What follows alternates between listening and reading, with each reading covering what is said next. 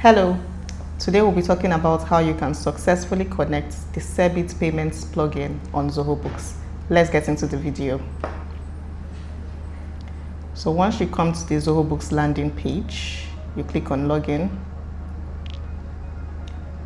Once you log in and you're on your Zoho Books dashboard, you click on settings, then you go to payments gateway under online payments. You scroll down straight to search in marketplace and type SeerBit payments.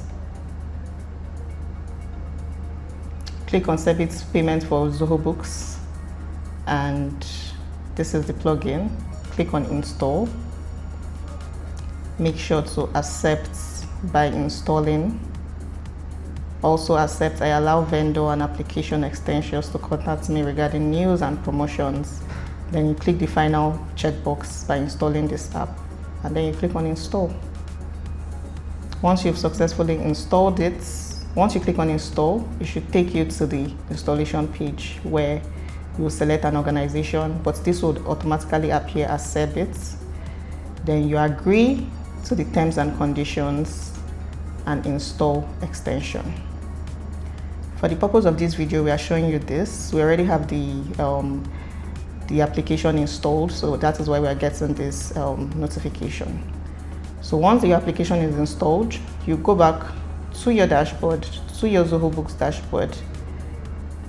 Under online payments, scroll down and you will see setup now.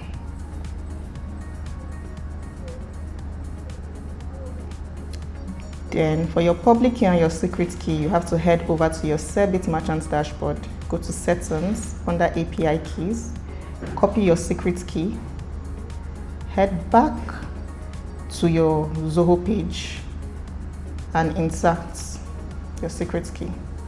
Then go back to your SeerBit merchant dashboard and copy your public key and paste that. Then now all you have to do, you want to make sure that is the right public key that we copied.